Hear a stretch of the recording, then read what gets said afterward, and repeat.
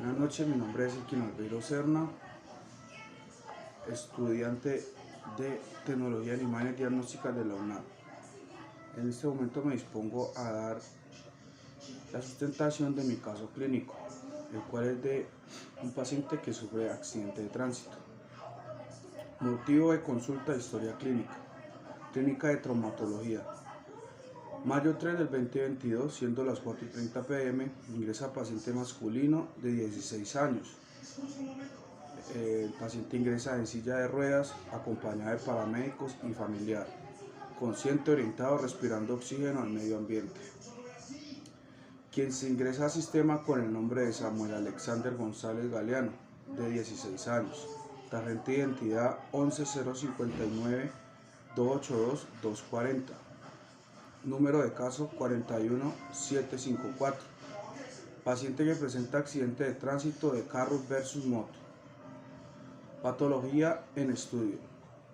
El paciente refiere trauma en cráneo, cara, columna cervical, hombro derecho e izquierdo, brazo izquierdo, codo izquierdo, mano izquierda y muñeca izquierda, con posterior dolor y limitación funcional. Niega trauma en tórax y abdomen. Es valorado por médico de turno, quien ordena medicamentos endovenosos y toma de radiografías para definir conducta. Se realiza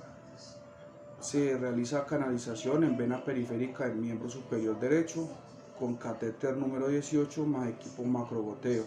Solución salina al 9% con previo lavado de manos bajo técnica aséptica. Antecedentes del paciente: niega. Alergias: niega. Otros antecedentes de importancia: niega también.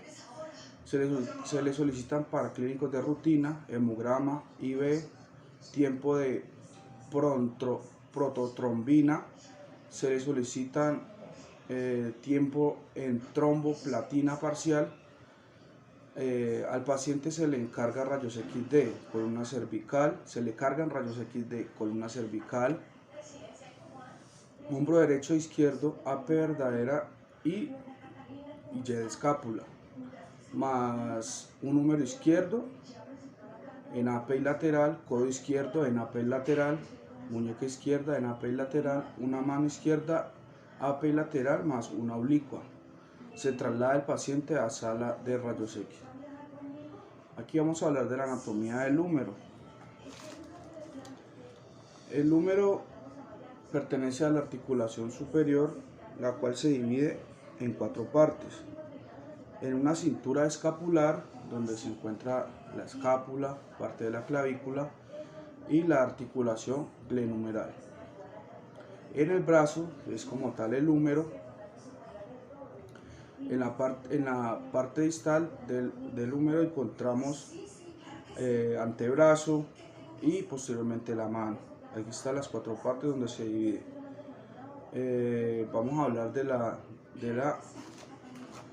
epífisis superior, sobre su anatomía, donde encontramos la primera articulación, en la superior, que es la articulación glenumeral. De ahí pasamos a la cabeza del húmero como tal. Como toda cabeza debe tener un cuello, pasamos al cuello quirúrgico y cuello anatómico del húmero. De ahí encontramos las tuberosidades, que está la tuberosidad mayor, la tuberosidad menor.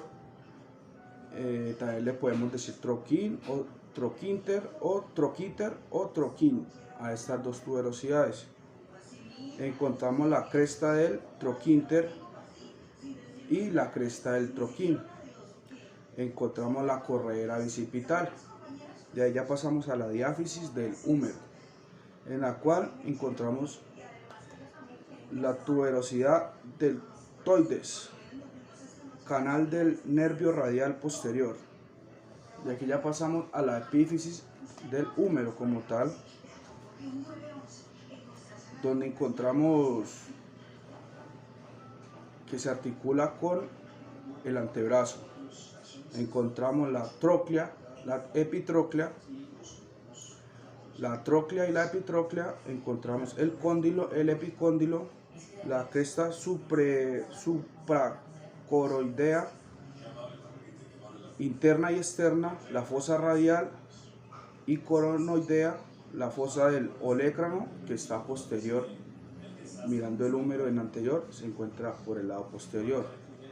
Es donde ingresa o conecta el olecrano. Habiendo hablado un poco de anatomía del húmero, donde fue la lesión como tal, pues proseguimos al protocolo. Ya ingresa nuestro paciente a la sala de radiografía. Aquí ya debemos tener un protocolo como tal, como tecnólogos, que tenemos que tener claro siempre. Ingresa nuestro paciente, ya previamente debemos haber tenido nuestros elementos de bioprotección, que son guantes, tapabocas, haber recibido orden médica, la cual la debemos leer, la cual la debemos corroborar datos con el paciente. En este caso, pues debemos preguntarle su nombre, su número de identidad, asegurarnos de que el paciente esté acompañado de un familiar, ya que es un menor de edad. Ya habiendo corroborado datos, teniendo nuestros elementos de bioprotección, debemos analizar cómo vamos a tomar nuestros estudios. Ya en este caso, nuestro paciente presenta una avulsión y una deformidad en la extremidad superior brazo debido a un trauma que ya hemos hablado de un accidente de tránsito de carro versus moto. El paciente presenta una avulsión y una deformidad. El paciente presenta mucho dolor, se encuentra en un estado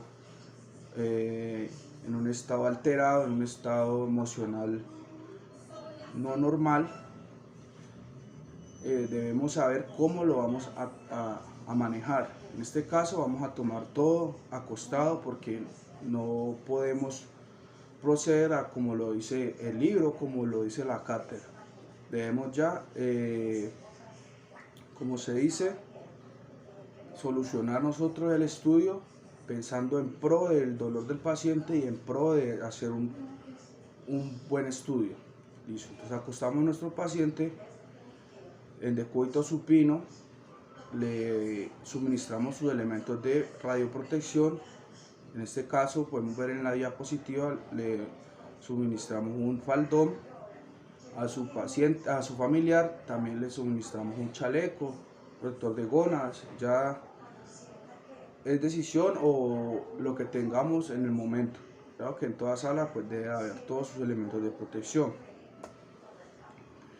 Ya pasamos al protocolo como tal de las tomas de los rayos X. Empezamos a tomar una columna cervical, le damos una angulación de 30 grados, tomamos la cervical en AP con Buki, tomamos una translateral volteando el equipo, rayo perpendicular a la columna cervical.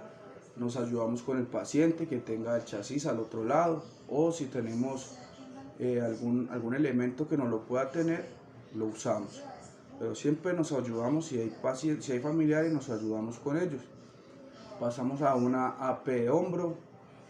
En este caso no pudimos tomar la rotación externa ni la Y de escápula debido a la lesión del paciente. Pasamos al foco de la lesión, donde le tomamos una AP de húmero. En esta clínica el radiólogo y el ortopedista nos aconsejan tomar la mayoría de las imágenes.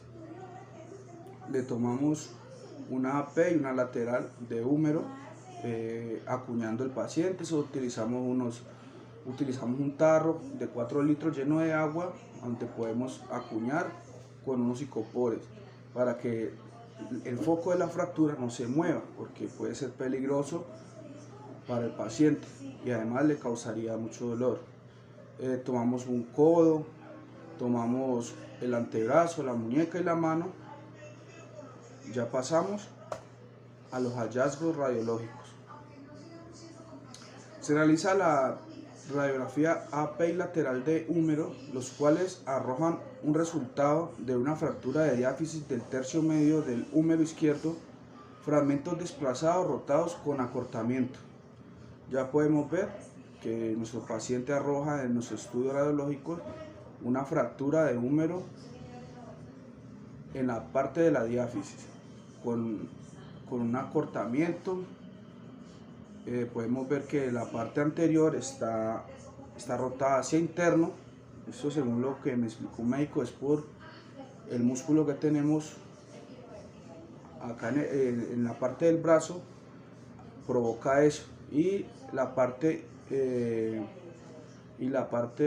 anterior está rotada hacia interno y la parte distal está rotada hacia lateral. Este paciente, ya viendo su hallazgo, su lesión, se traslada a sala de cirugía para una reducción cerrada de fractura de húmero izquierdo. Se traslada a sala de cirugía para restablecer congruencia anatómica, disminuir dolor y hacerle un lavado con debridamiento, lavado de quemaduras por fricción para disminuir riesgo de infección. Se le hace una férula de coadaptación en el brazo izquierdo para estabilizar el foco de fractura tipo pinza de azúcar. El paciente se pasa a hospitalización con su debida analgesia. Previamente se agenda al paciente para una reducción abierta, para reducir la fractura, pero en este caso si es abierta, en este caso ya entra el ortopedista, hace su cirugía, la cual se hace con un material de osteosíntesis, con unas placas, unos tornillos, ya dependiendo el material de osteosíntesis que escoja el traumatólogo o ortopedista. Son fijados por el mismo, cerrando el foco de la fractura para una posterior calcificación del hueso, llegando a la recuperación del mismo y la total recuperación de nuestro paciente.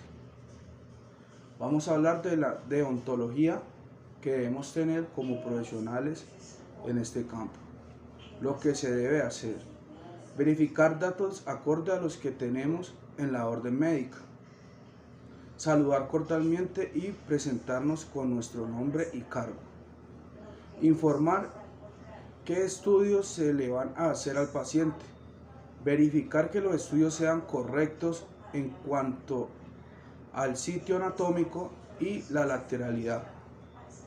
Muchas veces los doctores, pues en su afán, como el servicio puede tener mucha congruencia de gente, se pueden equivocar. No está de más nosotros verificar que la parte donde nos mandaron sea la correcta, puesto que esto puede llevar a malos entendidos o puede llevar a una mala atención. Hacer nuestro previo lavado de manos, la asepsia en las manos, tener nuestro equipo de bioseguridad, los guantes, los tapabocas, ya sea chalecos de protección si estamos en cirugía, gafas. Ya tenemos que ver el sitio y el caso al que vamos a atender. Brindar equipos de protección radiológica a nuestro paciente, preguntar si es una mujer, si está en embarazo. Nuestros equipos que podemos brindar pues son los chalecos, el protector de tiroides, protector de gónadas, un faldón, dependiendo de la parte donde vamos a explorar. Colocarnos en los zapatos de nuestro paciente, estar conscientes de que acaba de sufrir un accidente de tránsito, o tiene una patología, o tiene un dolor, o se encuentra nervioso, etcétera, etcétera. Los pacientes siempre llegan a nuestra área con algún problema, con alguna situación. Ponernos en los zapatos de ellos, ya que pues ellos están vulnerables y necesitan de nuestra mayor colaboración. Ya que nuestro paciente es menor de edad, debemos cerciorarnos de que esté acompañado de un familiar o acudiente. Lo que no debemos hacer: ser descorteses con nuestro paciente, no verificar la orden médica, no informar sobre los estudios que vamos a realizar, no usar los equipos de bioseguridad, no brindar los respectivos elementos de radioprotección, no asegurarnos que nuestro paciente menor de edad esté acompañado de su acudiente o familiar, no verificar la lateralidad de la orden médica, no tener calidad humana ni ética laboral. Muchas gracias.